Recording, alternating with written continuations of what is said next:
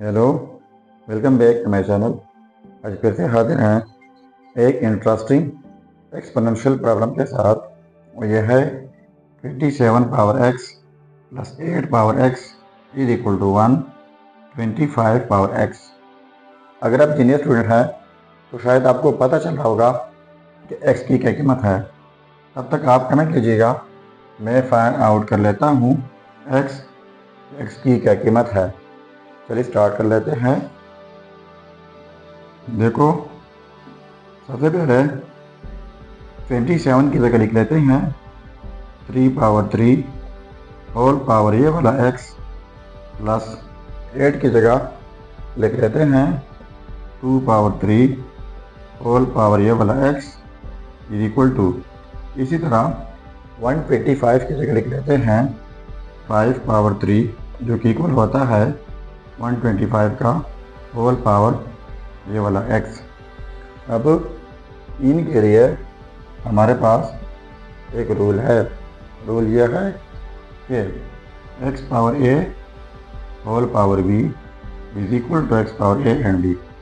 यानी जब किसी बेस के ऊपर दो पावर हो तो दोनों पावर्स प्रोडक्ट होते हैं। तो यहाँ पर 3 के ऊपर दो पावर है, 3 है एंड x है, तो ये दोनों पावर्स प्रोडक्ट करके ये 3x हो जाएगा। प्लस इसी तरह 2 power 3x is equal to 5 power 3x। अब मैं एक एक टर्म को डिवाइड कर लेता हूँ। 5 पावर 3x यहाँ पर divide by 5x divide power 3x यहाँ पर डिवाइड बाई 5 पावर 3x। ठीक है, अब ये कैंसल आउट जाएंगे। ठीक है, अब देखो यहाँ पर पावर 3x है, यहाँ पर पावर 3x है, तो लिख लेते हैं 3/5 होल पावर 3x लिख लेते हैं, क्योंकि ये पावर 3 के ऊपर भी है और 5 के ऊपर भी है। प्लस इसी तरह ये 2/5 होल पावर यहाँ पर भी 2/5 whole power 3x equal to इनकी जगह 1 हो जाएगा। अब हमारे पास जो 1 है इनकी जगह हम कुछ यू लिख लेते हैं कि 3/5 पहले लिख लेते हैं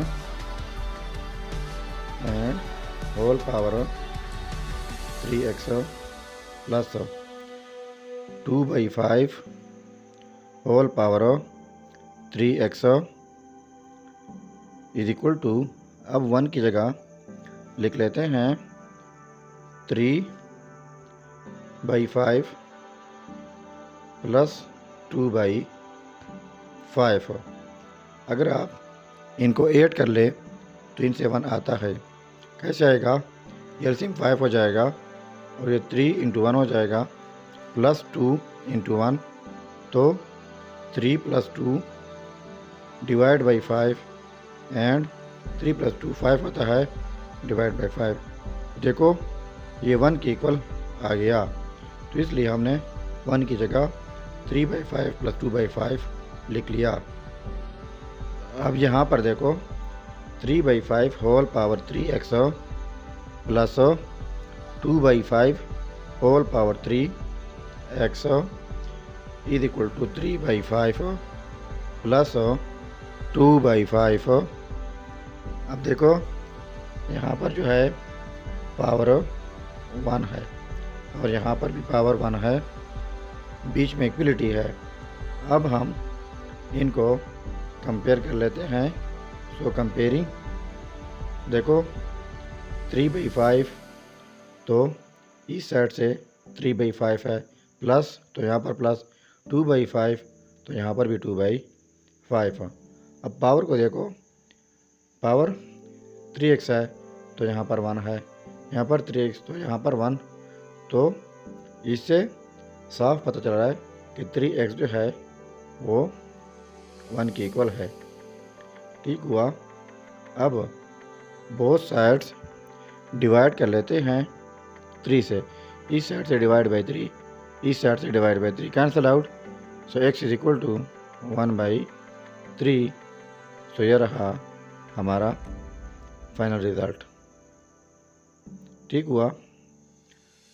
अब देखो इस रिज़ल्ट को अगर हम वेरीफाई करना चाहें कि वाकई रिज़ल्ट ठीक है गलत है, तो मेन प्रॉब्लम में x की जगह 1/3 पुट करके अगर ये आपस में सेम आता है तो रिज़ल्ट ठीक होगा।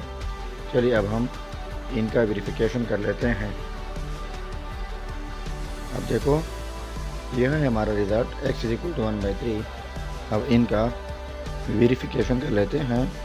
सो वेरिफिकेशन देखो 27 पावर x, तो 27 पावर में x की जगह 1/3 प्लस 8 पावर में x, तो x की जगह 1/3 is equal to 125 power x, तो x की जगह 1/3।